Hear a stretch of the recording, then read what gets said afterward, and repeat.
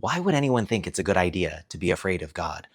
Someone asked me how to fear God in daily life, but if John teaches that there's no fear in love, what are we supposed to do with all of those Old Testament passages that seem to indicate that fearing the Lord is a good thing?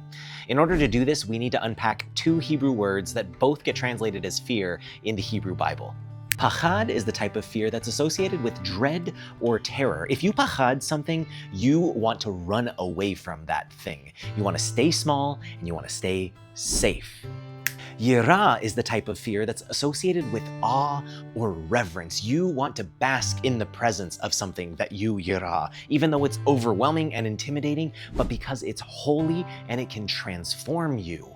You can have pachad of the Lord, but some rabbinic teachers talk about moving from pachad to yirah, because when you are in the presence of God, your dread transforms to awe. And in some cases, yirah is something that happens to you, but it's also something that is a choice. Rabbi Hanina says this: everything is in the hands of heaven except for the fear of heaven.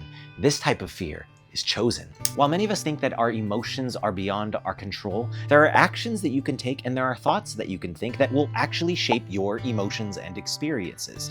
And so if you take certain actions and think certain thoughts that increase your capacity for awe and wonder, you are more likely to experience the yirah or fear of the Lord. So first, if you want to find thoughts that increase your capacity for awe, wonder, yirah more often, I have found that it is very helpful to intentionally remind yourself of how small you are and how out of control you are.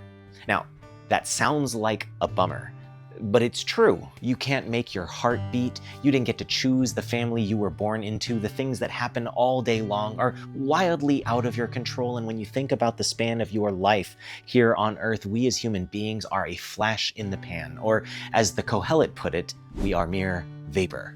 And for me, this realization actually increases my wonder for the enormous providential creator God. And also it reminds me of the actual magnitude of what it means that Jesus died for us. And so we start with shifting our thoughts, but there's also actions you can take. Get into contexts that remind you of the grandeur of God. Watch the sunset or the sunrise. Listen to a symphony. Hike somewhere high that gives you a different vantage point and takes your breath away. Listen to the roar of the ocean. You aren't doing yourself any favors doom scrolling. You could also pray and ask God to knock you on your butt with his glory, just like he did to Isaiah. But in the meantime, work on the spiritual muscles that will open you up to having those experiences. And so now you know